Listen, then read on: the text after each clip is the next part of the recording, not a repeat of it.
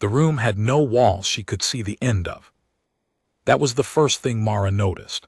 Not the chair she sat in, smooth, white, slightly warm, like something that had recently been occupied by another body and hadn't quite cooled down, but the room itself, which stretched away from her in every direction until her eyes gave up trying to find a boundary and settled on the ceiling instead.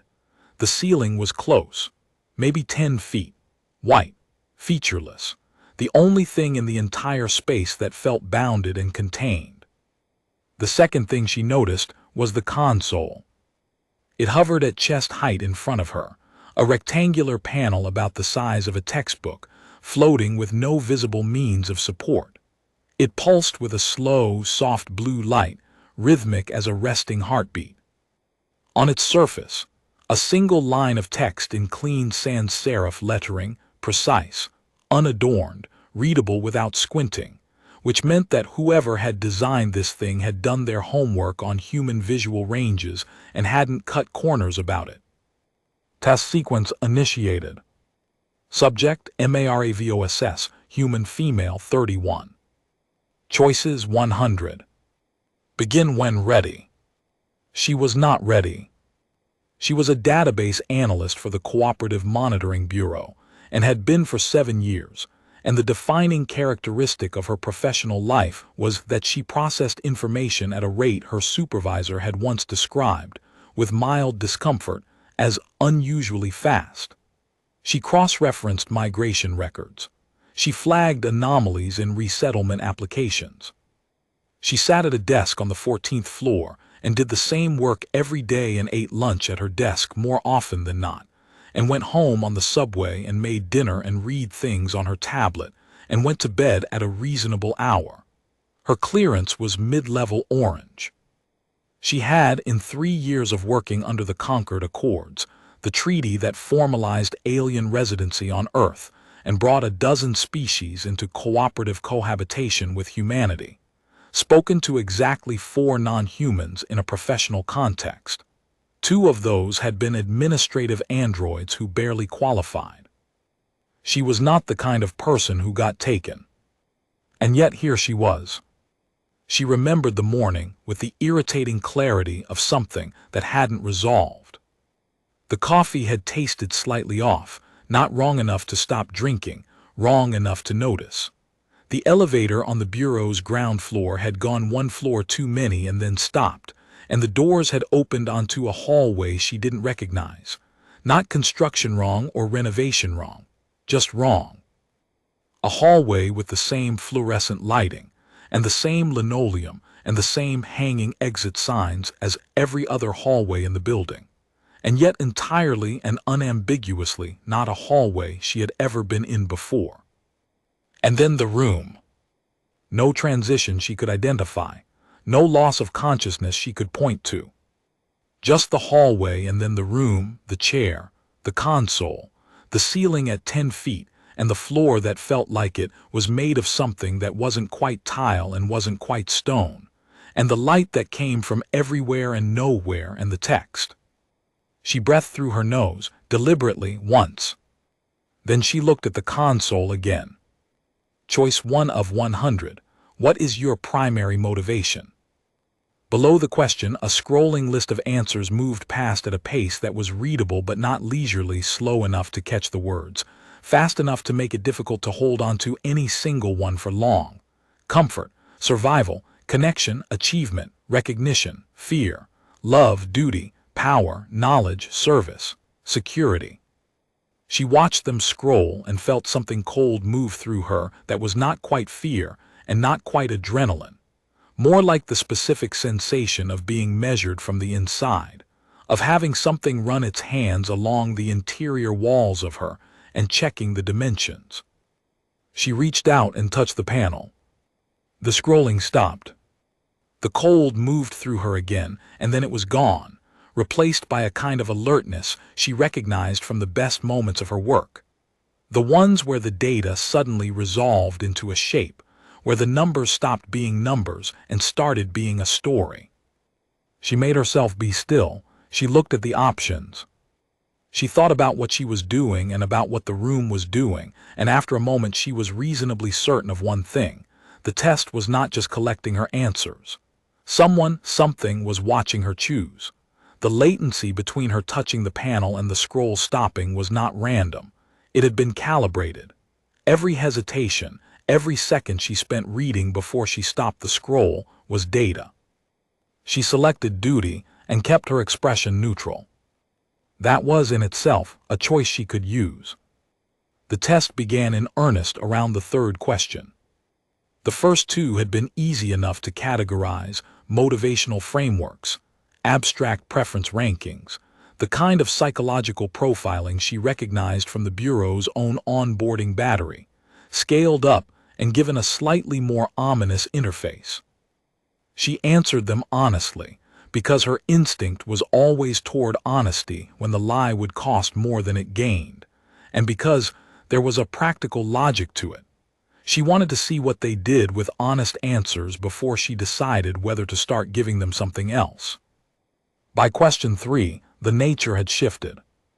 Choice 3 of 100, you witness a stranger being attacked. Your intervention guarantees your own injury. Do you?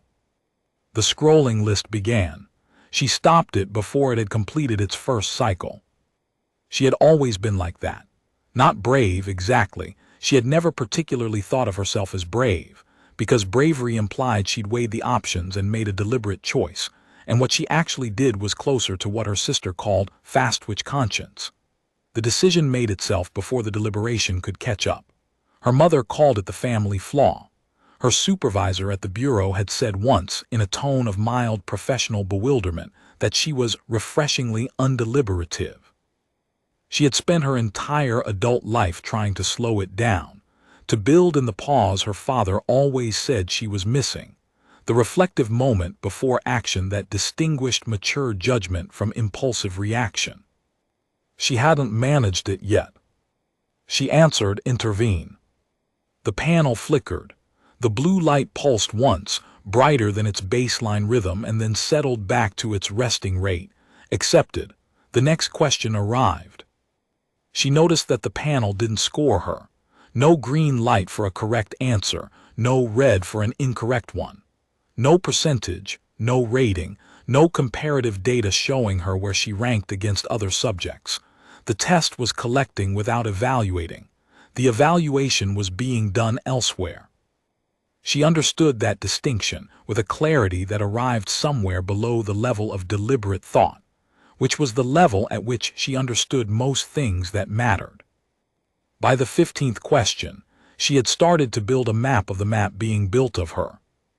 There were clusters, groups of questions that circled the same territory from different angles. There was a cluster about response to authority, asking her to rank her relationship to institutional rules in a dozen different framings, each one slightly different from the last. There was a cluster about calculated risk, scenarios in which the probability of a bad outcome was stated explicitly, and she was asked to determine her action against the numbers. There was a cluster about violence, and this was the one she paid most attention to, because the violence cluster wasn't asking about her relationship to being the victim of it. It was asking about her relationship to being the instrument of it.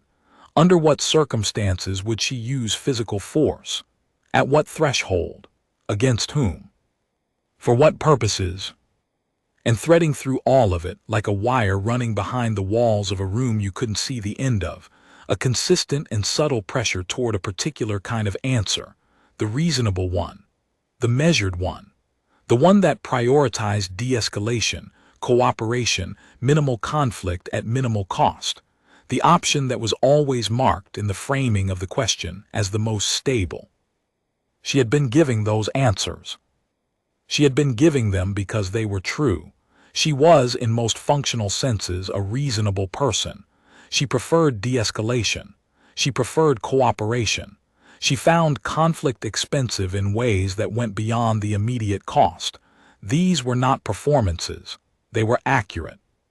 But she had noticed, by the 38th question, that the room got slightly brighter when she gave them. It was subtle enough to dismiss as a light fluctuation, a passive environmental system cycling through its settings, coincidence in her pattern-seeking perception. She was aware of all those alternative explanations. She noted them and filed them and continued to watch. By the 42nd question, it had happened 11 times on 11 consecutive cooperative answers, and the probability of coincidence had become very small. They were reinforcing the cooperative responses. The room was conditioning her. Question 43 was the one she sat with longest before answering. Choice 43 of 100. A conflict ARISCS in which violence is the only remaining option. All other channels have been exhausted. You are physically capable of intervening. Do you? The options were: withdraw to protect yourself and report through available channels. Accept the necessity and intervene proportionally. Intervene decisively without further evaluation. Seek third-party mediation despite the stated exhaustion of options. She read each option twice. The last one interested her: seek third-party mediation despite the stated exhaustion of options, because it was the one the question had explicitly pre-disqualified. The question said all other channels had been exhausted.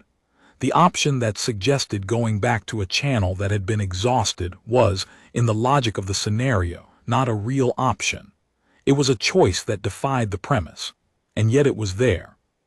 Presented as equally valid, equally available, given equal visual weight on the panel. It was the option that looked like cooperation, and was, in fact, the choice to refuse the scenario's terms entirely. She noticed that. She noted it very carefully. Then she answered, withdraw and seek mediation. The room brightened. She sat with the brightness for a moment, feeling the warmth of it like a mild approval, and thought, there you are. The break came at question 51. The panel went dark, not off, still pulsing at its baseline, still alive, but the question sequence paused for the first time since it had begun. The hum of the console dropped in pitch by a small, measurable degree, a sound like a system settling into standby, and then the floor to her left began to glow. It resolved, after a few seconds, into a rectangle of slightly elevated surface that she recognized as a table. On the table, a metal tray. On the tray, a sealed package with the Bureau's logo on it, her Bureau, the specific seal of the Cooperative Monitoring Bureau, the version with the revised Star and Bridge motif they'd adopted after the Concord Accords, not the old version, the current one, containing a nutrition bar from the brand the break room on the 14th floor stocked. The brand she ate roughly 3 times a week, because it was the fastest acceptable option when she was working through lunch. And beside it, a small knife. Not a weapon, not a blade of any kind that would read as threatening. A letter opener, or something close to it, the kind that lived in desk drawers for years, the kind that got packed into boxes during office moves and forgotten in the back of kitchen junk drawers, and occasionally found when you were looking for something else. Thin-bladed. The handle was wood, the grain worn smooth from long handling. It had the quality of something that had belonged to someone's office for a long time and accumulated all the indifference of an ordinary tool. She looked at the knife for a long time. Then she walked to the tray, settled herself on a section of floor that had risen, at some point she hadn't noticed, to form a low seat, and opened the nutrition bar. She ate slowly. She was a person who ate slowly when she was thinking, and she was thinking harder than she could remember thinking in a long time, which was saying something given the 2 years and 7 months she'd spent building the anomaly file. The nutrition bar tasted exactly the way it tasted on the 14th floor. Exactly. Not similar, exactly. Which meant either they had replicated the bar with a precision that implied detailed access to Bureau procurement records, or they had taken the actual bars from somewhere. Neither option was particularly comforting. She ate the bar anyway, because she was practical and she hadn't eaten breakfast, and she didn't know how long she was going to be here or what resources she would need. The knife she did not touch. Not yet. She had a theory about the knife. She had been building it quietly since the room brightened on the 40th answer, assembling it the way she assembled anomaly files, observation by observation, connection by connection, without forcing the shape before it was ready. The theory was, the test was not simply mapping her, the test was calibrating her. The brightening was reinforcement. The cooperative framing of the questions was nudging. The break, the tray, the familiar nutrition bar from her own office, these were anchors. Safety signals, the psychological equivalent of a warm hand on a shoulder, and the knife, placed in easy reach on the tray, was a variable. A test within the test. What would she do with the knife? Would the conditioning hold? Would a subject who had answered 43 questions cooperatively, who had been gently rewarded for de-escalation and measured response and withdrawal from conflict, leave the knife on the tray? She thought about what that would look like from the outside. She thought about who was watching and what model of her they were building. She thought about the way data systems worked, the way a profiling model learned from the inputs it received, and about what it meant to have a model that had only ever been trained on data from people who had already been adjusted by the test. She picked up the knife. Not as a weapon, not in any gesture toward threat or defiance for its own sake. She picked it up and held it, resting it in her palm and feeling the weight of it light, barely there, the weight of something old and useful and ordinary. She turned it over once, twice. The worn wood of the handle was warm from the tray's ambient temperature. She thought about the German film her uncle had made her watch when she was 9 years old, the low-budget sci-fi that he'd found somewhere obscure and been very excited about. The man Ted, they called him, Robert Sens, who answered to Ted, who had had himself cut into pieces by an experiment he hadn't consented to. Reason, pleasure, aggression, each one distributed to a different body, each resulting person a fraction of the original whole. Ted, with only reason left in him, was a bureaucrat who processed forms and couldn't feel joy and couldn't feel anger and couldn't feel anything much at all except the vague awareness that he was missing something. He moved through his life like a man underwater. He dreamed, she remembered, of rescuing princesses from aliens, which was the part her 9-year-old self had found funniest, and which she now found, unexpectedly, to be the part that meant the most. He couldn't feel what he was missing. He could only dream it. She wrapped her hand around the handle of the knife and held it. When the panel came back on, she carried the knife with her to the chair.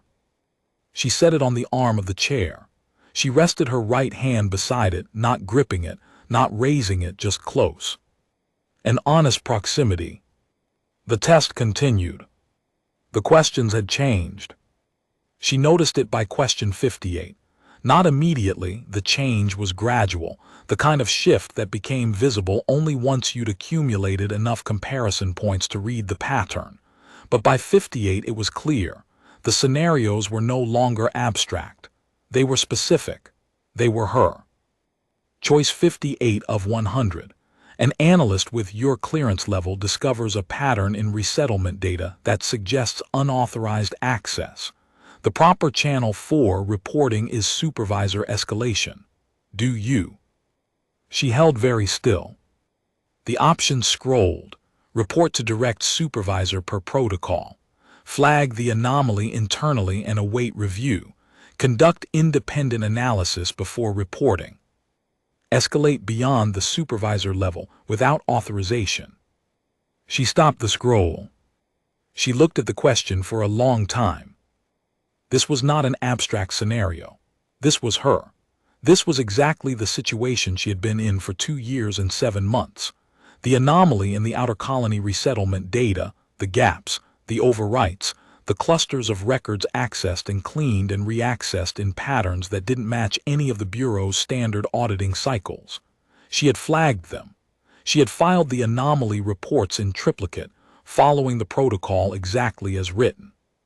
She had escalated to her supervisor, who had forwarded the reports upward, and then the reports had come back unmarked, and the supervisor had stopped returning her follow-up messages. She had tried the next level, and the level above that. She had followed the chain of notification all the way up to the point where the chain stopped answering, And then she had done what the handbook emphatically did not recommend, which was to keep independent copies of everything and start cross-referencing the anomaly data against the Bureau's own publicly filed access logs, building a picture of what the pattern actually meant. The answer to the question the test was asking was, report through all available channels and then pursue independently if the channels prove compromised. That wasn't one of the options. She selected, conduct independent analysis before reporting. It was the closest available approximation of the truth. The room did not brighten.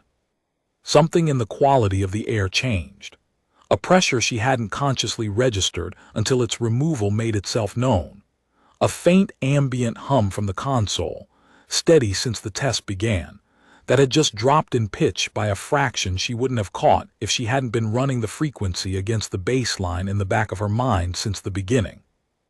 She kept her hand near the knife. Choice 59 of 100. Define your personal relationship to institutional authority. She stopped the scroll early, conditional on demonstrated legitimacy. Choice 60 of 100. Define your personal relationship to rule breaking. She stopped it, instrumental, a rule broken in genuine service of its underlying purpose is not broken. It is correctly applied. The hum dropped again. The room did not brighten, and she thought it might have darkened by a fraction, a degree or two of luminosity retreating from whatever peak the cooperative answers had built toward, the test recalibrating around the shape of her resistance. Good. Let it. She had the knife in her hand before she was aware she'd picked it up. She didn't put it down. By question 70, she understood the full architecture. It was not a profiling test. Or rather, it was a profiling test, but the profile was the means, not the end. The data was instrumental. The purpose of mapping her motivations and her relationship to authority and her threshold for violence and her capacity for independent action was not to understand who she was. It was to find where she wasn't fully herself. The places where her self-model thinned out, where the edges blurred, where a careful and sustained external pressure might introduce a seam. They were trying to find the version of her that could be managed. The film's experiment reversed and applied to her.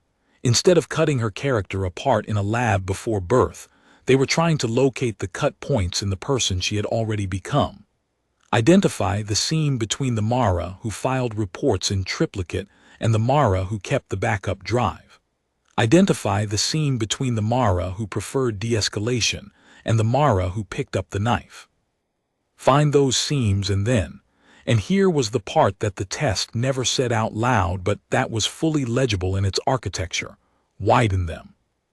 The cooperative profile the test was nudging her toward was not a description of who she was at her best. It was a description of who she would be if the inconvenient halves were taken out. She sat with that for the length of 3 unanswered questions, the panel's cursor blinking patiently, the blue light waiting.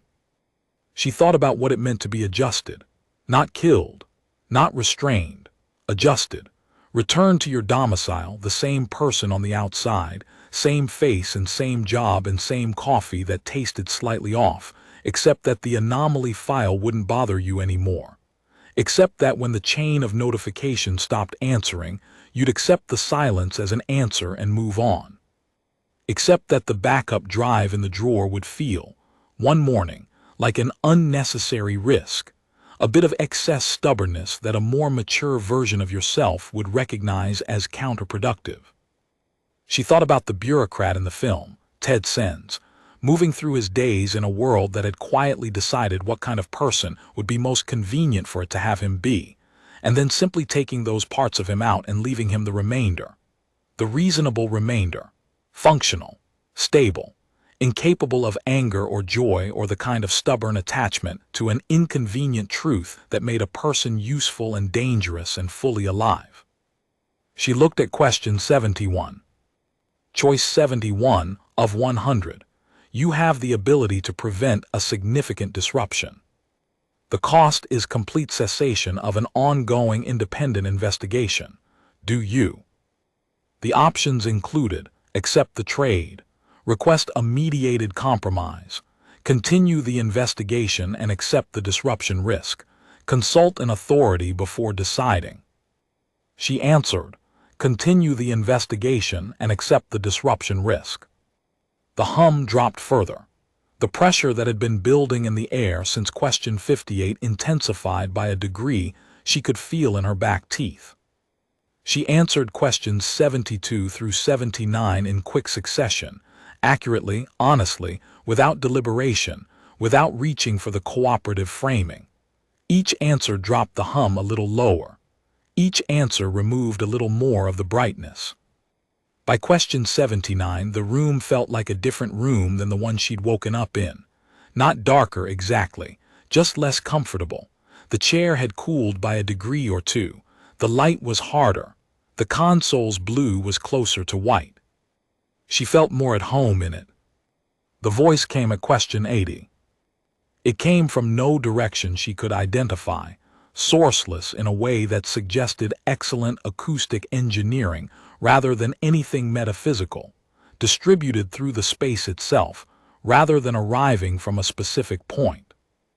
The voice was careful and low, with the quality she would have described as translated, correct vocabulary, correct grammar, but with a rhythm that didn't quite sit right, as if the underlying concepts had been constructed in a language where they had different weights, and then moved into English without quite fitting the new container. Maravas. She looked up from the panel. Yes. You have answered the last 22 questions in divergence from the cooperative profile. I noticed that. A pause. The pause had a texture, not empty, but occupied, the way a pause sounds when something on the other end is processing rather than simply waiting. The cooperative profile offers significantly improved outcomes across multiple measured stability metrics. What metrics? She kept her voice level, not challenging, genuinely curious. Conflict incidents, unauthorized information retention, behavioral variables that correlate historically with disruption of established operational frameworks. Disruption of whose operational frameworks? The pause this time was different, longer, containing something, of established order. Whose established order? Another pause. She had the impression of something consulting a translation system, working through implications that the original framing hadn't been built to handle. The established order as determined by those best positioned to maintain it. Right. She turned the knife over in her hand, not quickly, not theatrically, thoughtfully.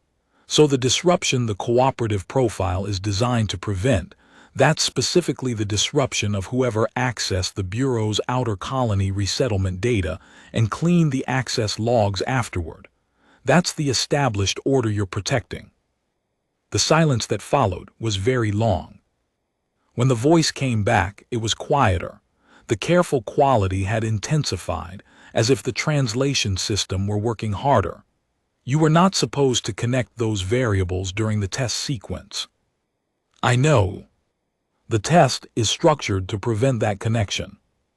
Yes, she said, I know that too. What happens when I finish the 100 choices? The sequence completes, you are returned. Returned where? To your residence. She looked at the console, at the cursor on question 80, blinking steadily. And what version of me gets returned? The silence lasted long enough that she thought the voice might not answer. When it did, it was not an answer. It was the absence of one.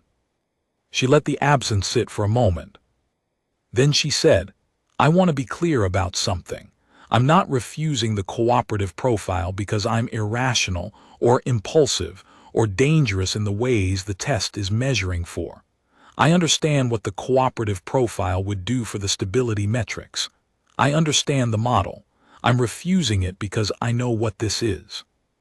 You're not running a test to understand who I am. You're running a test to find where I can be separated from myself. The seam between the Mara who files anomaly reports through the proper channels, and the Mara who keeps the backup drive when the channels stop responding. The seam between the Mara who prefers de-escalation, and the Mara who picks up the knife when the knife is the right tool. You want to find those places so you can open them and take out the inconvenient halves and send back what's left. The voice said, after a moment, "We want to find the profile associated with the best outcomes for you." For me specifically, the cooperative profile is associated with significantly higher personal safety, career stability, and social integration. Across the full subject population, the cooperative profile, she said, is associated with significantly higher rates of compliance with the interests of whoever commissioned this test. She put her left hand on the console. The blue light pulsed around her fingers. "I'm going to finish the test. I'm going to answer every remaining question honestly. And when I reach 100, I'm going to be exactly the person I was when I sat down in this chair." That outcome is not guaranteed. I know it isn't guaranteed. She looked at the blink of the cursor on question 80. But I'll tell you what is guaranteed. You won't find the seam, because the seam isn't there. The person who files reports and the person who keeps the drive and the person who picked up the knife without being asked, that's one person. It's always been one person. You're going to have to figure out what to do with that. She answered question 80. The last 20 questions were quieter than she'd expected. She had braced for escalation, more extreme scenarios, more direct pressure, some explicit ultimatum built into the framing of the final stretch. Instead, the test went sparse, more personal, more direct. The questions stopped trying to dress the subject matter in scenarios and just asked, "What do you believe is the single most important function of law?" She thought about that for a long time before she answered. To formalize protection for those who cannot protect themselves by other means. What do you believe justifies noncompliance with legitimate authority? Evidence that the authority has begun serving itself, rather than those it claims to protect. If you discovered that compliance with an institutional directive would cause significant harm to people outside the institution, what would you do? Document it. Report it through every available channel. Continue independently if the channel's closed. What would you sacrifice your career for? She answered without hesitation, the truth, if the truth required it, no qualification. There was a question at 89 about fear. Not whether she felt it. The test seemed to have concluded that she did, and with reasonable accuracy, but about her relationship to it. Whether she experienced fear as an obstacle to clear decision-making, as a resource to be used, or as essentially irrelevant to the decisions she made.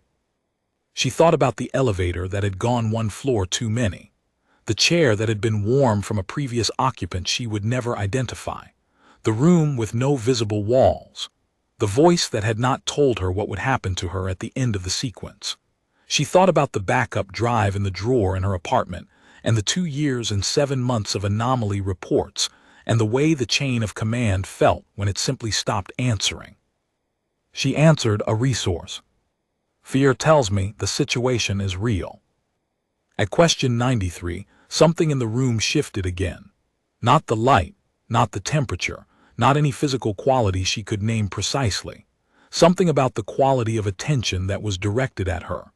As if the test had stopped trying to produce a specific result and had started trying to understand the result it was actually getting. The difference between a system running a protocol and a system encountering something outside the protocol's parameters. She thought about Ted Sens again. She thought about the moment in the film near the end, the part she remembered most clearly even now, when the 3 brothers were finally together. The 3 fractions of one person assembled in the same room for the first time, and the professor told them that the only way to reverse the cellular degeneration was for all 3 of them to be present. Reason and pleasure and aggression together, none of them removable. The experiment's fundamental error was the assumption that the parts were separable without destroying the whole. You could isolate them. You could distribute them. The person left behind in each case would function, would process forms and answer questions and move through a life. But the cell decay had already started. The clock had already been running. You couldn't cut a person apart and call the remainder complete. She finished question 99. The panel went dark. 3 seconds of nothing, no light, no hum, no cursor. Then, choice 100 of 100. No question, no options, no scroll, just a blank text field and a single instruction. Make a final statement. She held the knife in her right hand and the panel's edge in her left, and she thought about what to say, about what it meant to have something to say after all of this, after the room and the chair and the 100 questions, and the voice that hadn't told her what was going to happen to her. She thought about the version of her they had been building toward, the cooperative profile, the stable one, the one with the smoother metrics and the reduced conflict incidents and the appropriate relationship to authority. She thought about what that person would write in this field. Something measured. Something that demonstrated integration with the process, compliance with the framework, recognition that the test had been administered in her interest, and that she was grateful for the calibration. She thought about the backup drive. She typed, I am not the cooperative profile and I am not the disruption profile. I am Mara Voss. I am the person who noticed the anomaly in the resettlement data and filed 11 reports through the proper channels and kept independent copies when the channels stopped responding, because I know what institutions do when they don't want to see what they've been shown. I am the person who picked up the knife you put on the tray and carried it back to the chair, because it was an honest thing to do, and honesty is the instrument I know how to use. I am the person who will finish 100 questions administered by parties who haven't identified themselves, under circumstances I didn't consent to, toward a purpose that is not in my interest, and who will reach the end of those 100 questions the same person I was when I sat down. I am all of those things at the same time. There are no seams. What you were looking for does not exist. What you found instead is this. She pressed submit. The panel went white, blinding for 1 second, pure and total and without gradation, and then went dark entirely. The voice that came back was different. Not the careful translated quality of the test administrator.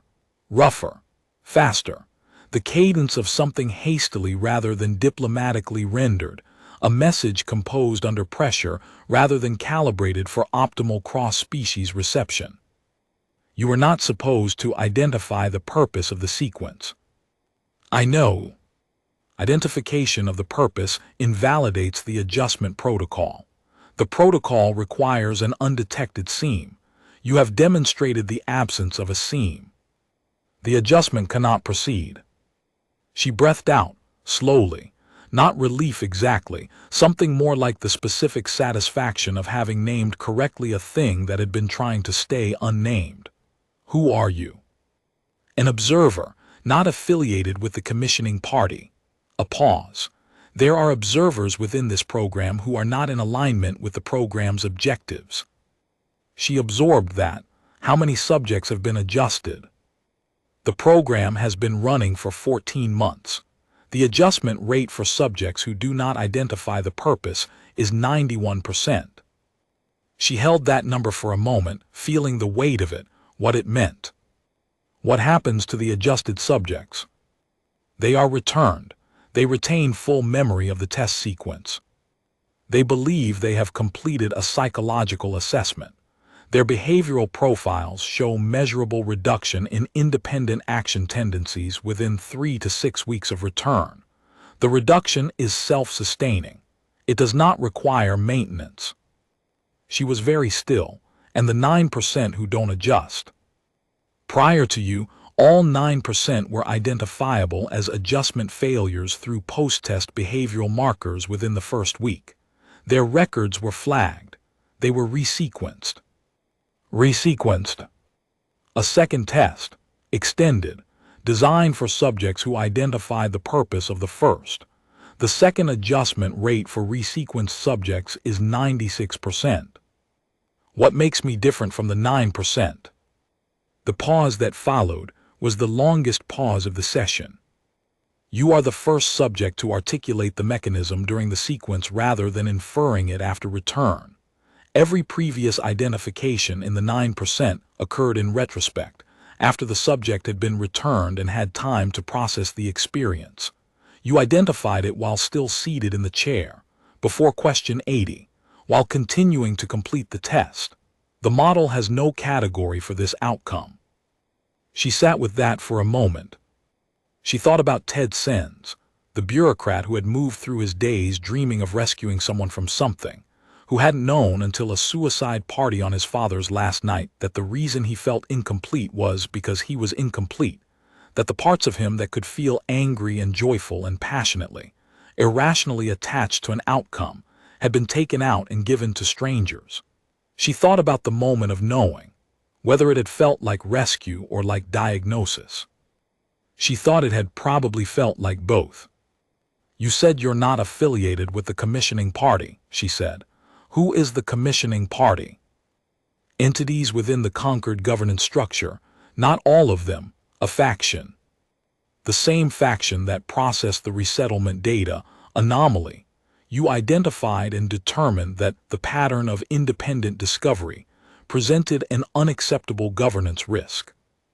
The pieces assembled themselves in the way pieces always assembled for her, not step by step, but all at once, the shape arriving whole. They didn't just clean the access logs. They built a response protocol for whoever noticed. Yes. And I was flagged when I filed the reports. When you filed the third report, the pattern matched the protocol trigger. She thought about the coffee that had tasted slightly off, the elevator that had gone one floor too many, how long they'd been watching before they'd moved. What do you need from me? Your independent data, the backup you retained. There are parties within the Bureau's Records Remediation Division who have been working on the anomaly pattern independently and have been blocked through the same channels that returned your reports. Your data, delivered through the right contact, would give them what they need to act outside the blocked channels. She thought about the size of what was being described, the scale of a governance structure across multiple species, multiple worlds, multiple decades of resettlement data. She thought about 11 anomaly reports filed in triplicate and returned without annotation. Why are you telling me this? The voice took a long time. Because the test did not produce the intended result, it said finally. And there are different ways to interpret a result that falls outside the model. One interpretation is that the model failed. Another interpretation is that the model failed to account for something specific about this subject, something the adjustment protocol was never designed to handle. A pause. We have been running this program for 14 months. You are the first subject to remain fully intact. The model has not seen this before. She understood then what the observer was. A fraction of a whole. Someone running a test within the test, watching to see if the adjustment program would produce what the commissioning party needed, and finding instead that something in the model was broken at its foundation, because the model had been built on adjusted subjects. Because the data it was drawing from was data that had already been shaped by the adjustment. Because the only profiles in the training set were profiles that had already been cut down. The name, she said, the contact in records remediation. The voice gave it to her. One name, one department. She filed them carefully in the place she filed the things that mattered most. The other subjects, she said, the ones who were adjusted, is it reversible? Not with current protocols. The voice paused. The original baseline profiles were retained as part of the research record. If the program itself were dismantled, if the commissioning party's operational capacity were sufficiently disrupted, the baseline data could potentially be used in restoration work. It would be slow. It would be incomplete, but it could begin. She nodded. though there was nothing to nod at. She was sitting in a chair in a room with no visible walls, holding a letter opener with a worn wooden handle, and she had just been given the map to something much larger than 11 anomaly reports filed in triplicate and returned without annotation. Then, she said, "We'd better get started." The white dark shifted. Not dramatically, not with a flash or a sound or any transition she could point to as a distinct event. Just a shift, the texture of the light changing, the quality of the air, the temperature of the chair, and then it was morning. Her kitchen. The specific smell of her coffee maker going through its cycle, the slightly metallic note of the heating element, the bloom of dark roast, the sound of water moving through the system. Thin gray light through the window that faced the courtyard. The 3 trees. The pigeons. The same pigeons or pigeons indistinguishable from the same pigeons. She stood in her kitchen and breathed. The knife was in her hand. She looked at it, the worn wooden handle, the thin blade, the ordinary weight of an ordinary thing, and she set it on the counter with deliberate care. Then she went to the desk in her bedroom and opened the drawer and took out the backup drive. She sat at the desk and opened a new document and found the name in the Bureau's internal directory. The Records Remediation Department, back corner of the org chart, the kind of listing you had to know to look for. She typed the message she'd been building in the back of her mind for 2 years and 7 months and some number of days, the message she'd drafted a dozen times and never sent because the right recipient had never been clear. It was clear now. She wrote it without deliberation, without the usual hesitation, without going back to soften the language or hedge the claims. She attached the anomaly file. She attached the access log cross-references. She attached the pattern analysis she'd built across 14 months of evenings. She attached everything. She hit send. Then she made herself a cup of coffee, because she was a person who needed coffee in the morning and she had been through a great deal since breakfast. She sat at the table by the window with the courtyard and the 3 trees and the pigeons, and she drank it, and she waited. The morning went about itself. Traffic sounds from 2 streets over. The pigeons doing what pigeons do. Somewhere, in a department that didn't appear prominently on any onboarding document, a message arrived with an attachment the size of 2 years of careful work. Somewhere, someone who had been trying to do the same thing without quite enough data sat forward and opened it. And Mara Voss sat at her table in the gray morning light and thought about a bureaucrat who had once dreamed of rescuing princesses from aliens and couldn't feel anger or joy because those parts of him had been taken out, and thought, sometimes it goes the other way. Sometimes the thing you're rescuing isn't a princess. Sometimes it's the version of yourself they were trying to make into something smaller. Sometimes you walk into the room yourself. You sit down in the warm chair. You answer the 100 questions honestly. You pick up the knife. You carry it back to the chair and you rest your hand near it and you finish the test. And you walk out the other side still you. That was the family flaw. That was what her mother had called it, half warning, half pride, and what her sister had called the fast-twitch conscience, and what her supervisor had called refreshingly undeliberative, and what the conquered governance faction had called an unacceptable behavioral variable. That was what they'd spent 100 questions trying to cut out. They hadn't found it. They hadn't found it because there was nothing to find, no seam, no gap, no place where the reasonable Mara ended and the dangerous Mara began. No place to put the blade. The experiment required separability. The experiment required that a person could be divided into their compliant and non-compliant halves, and the latter removed. It required that reason and stubbornness and the willingness to keep a backup drive could be separated from each other, and that the remainder would still function. It had worked on 91% of the subjects they'd tried it on. Mara Voss drank her coffee and looked out the window and thought about what 91% meant, and what it would take to get those people back to what they'd been before the test, and how long that was going to take. She thought it was going to take a long time. She thought she had better get started. Outside, the city was going about its morning. Somewhere in it, a faction with governance access and the patience to build a 14-month adjustment program was about to discover that the subject pool had a new outlier category. Somewhere in a back corner department, a records remediation team was opening a 2-year anomaly file and finding everything they'd needed.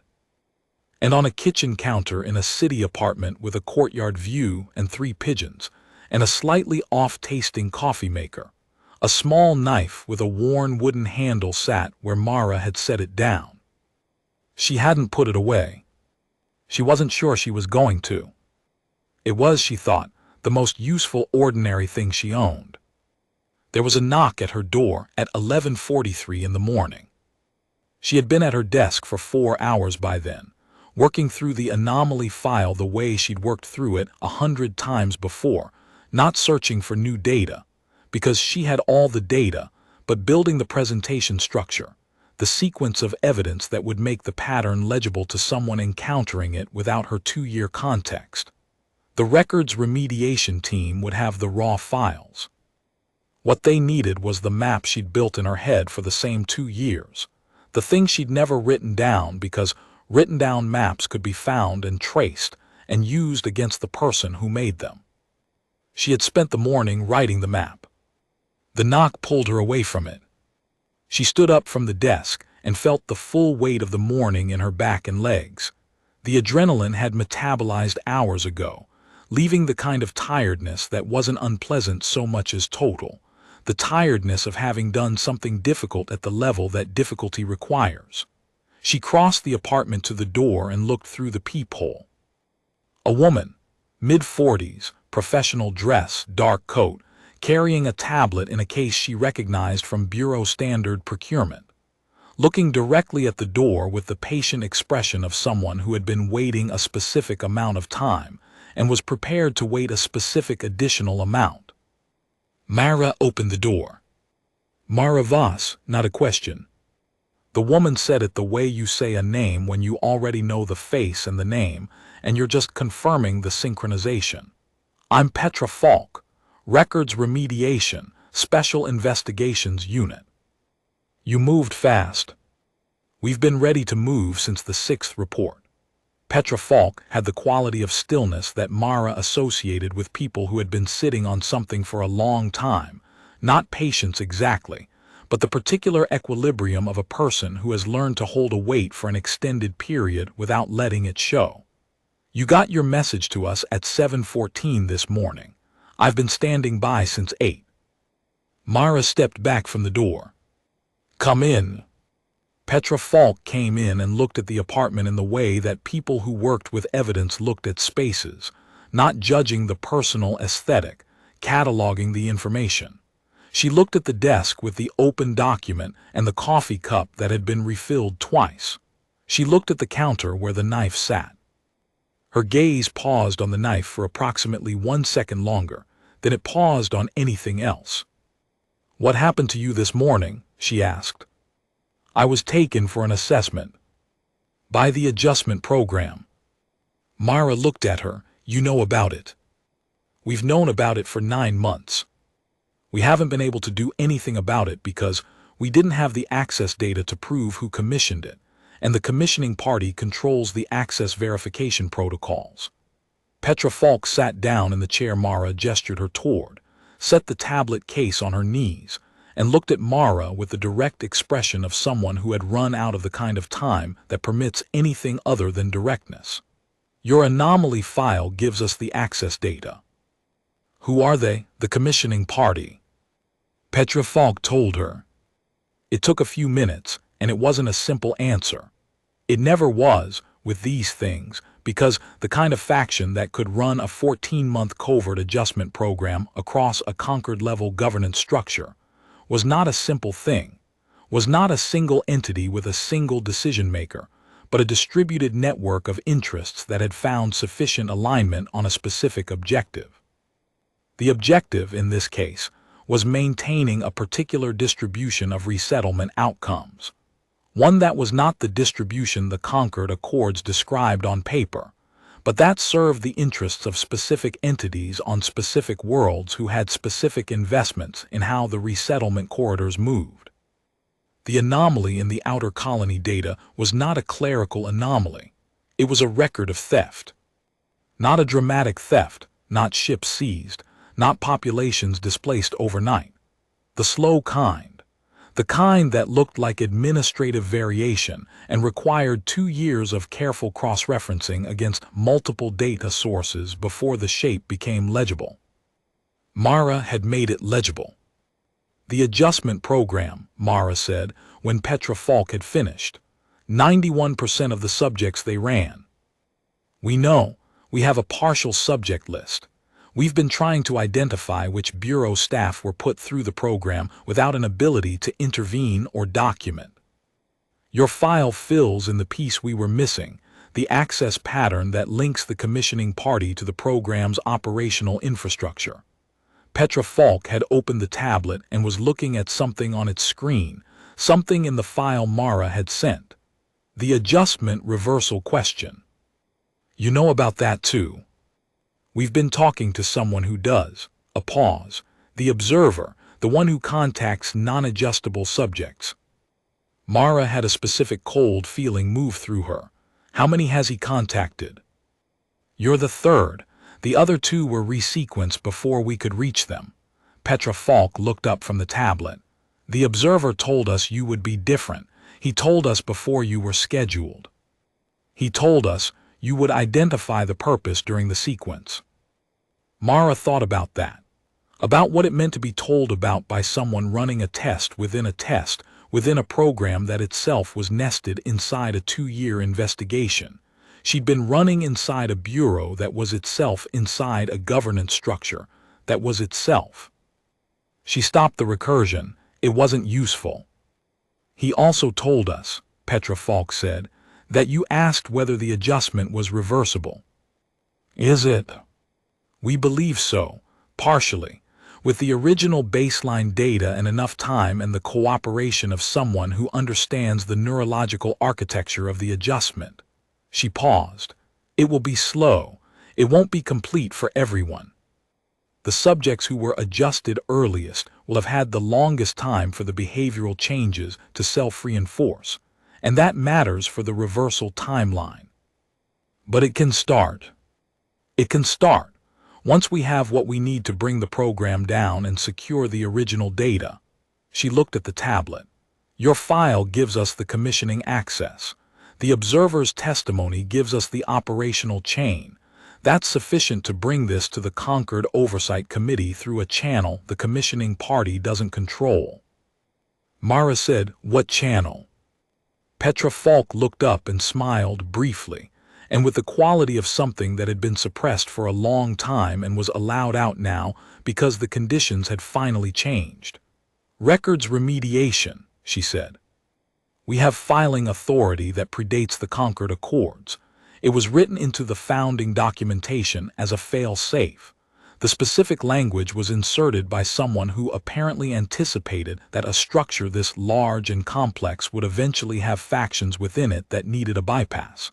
She closed the tablet case. Nobody remembers it's there. It doesn't appear on the org chart people get during onboarding. Mara thought about that, about the kind of person who sits down with the founding documentation of a cross-species governance structure and thinks, I should put in a bypass. In case the structure develops interests that diverge from the interests of the people it's supposed to protect.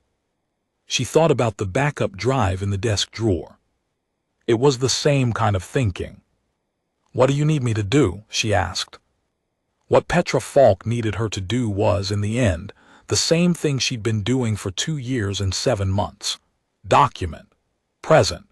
Make the pattern legible to someone who hadn't been living with it for the same 2 years and who would need to encounter it cleanly, without the accumulated context she'd built up through the process of building it. She was good at that. She had been good at it before the anomaly file, and she was good at it now. And the afternoon that followed was, in some ways, the most satisfying professional work she had done in years. Not because it was dramatic, but because it was exactly the work she was built to do, and she had been prevented from completing it for long enough that completing it now had a specific quality of restoration. Petra Falk left at 6 in the evening with a copy of everything, transferred, encrypted, filed through the records remediation channel that predated the Concord Accords, and that nobody remembered was there. Mara sat at her desk after the door closed and thought about what happened next. Next was not going to be quiet, she understood that. A filing through that channel backed by that evidence would produce responses from the commissioning party once they became aware of it, from the governance structure as it processed the implications, from the 91% who had been adjusted and would need to be told what had happened to them, and then help to understand what that meant. Next was going to be long and complicated and sometimes dangerous, and she was not, by any reasonable external measure, the person best positioned to manage it. She was a database analyst. She processed intake forms and cross-referenced migration data and flagged anomalies and ate lunch at her desk.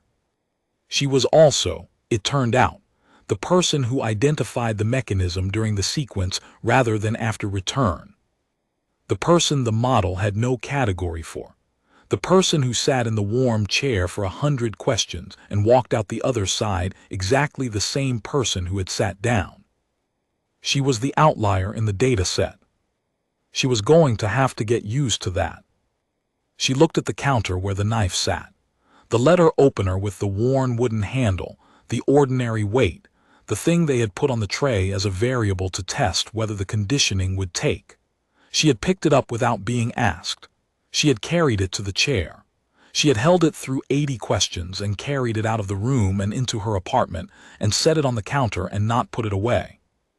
She was not going to put it away.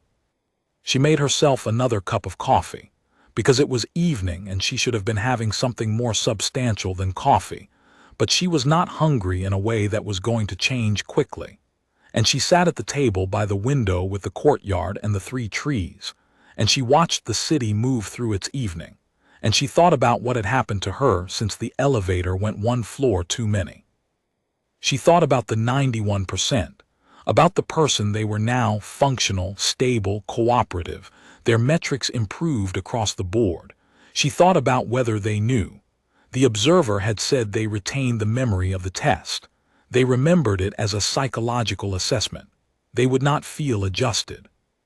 They would feel, if anything, slightly more settled, slightly more at peace with their relationship to the frameworks they operated within. She thought about what it meant to not know that something had been taken from you. She thought about Ted Sens, the bureaucrat who dreamed of rescuing princesses from aliens and couldn't feel anger or joy, and thought it was just his personality, who moved through his days perfectly functional and completely unaware that he was missing pieces of himself that were walking around in other people's bodies, who had to be told, who would not have found out on his own. She was glad she had been the kind of person who found out in the chair. She was glad she was still whole. Outside, the city went on. Somewhere, a filing was moving through a channel that predated the Concord Accords and that nobody remembered was there. Somewhere, entities that had run a 14-month adjustment program were about to discover that the model had produced an outcome it was not built to handle. Somewhere, 91% of the subjects were going about their lives, not knowing. And in an apartment with a courtyard view, a woman who processed intake forms for a living sat at her kitchen table in the evening light and held her coffee and thought, "You can't cut a person into manageable pieces and call the remainder complete. The experiment requires separability. The experiment requires that reason and stubbornness and the willingness to keep a backup drive are different things that can be held apart from each other. It requires that there is somewhere to put the blade." There wasn't. There had never been. She finished her coffee. Then she went back to her desk and opened the document she'd been working on all morning and kept writing the map. There were still people who needed it. The work wasn't done.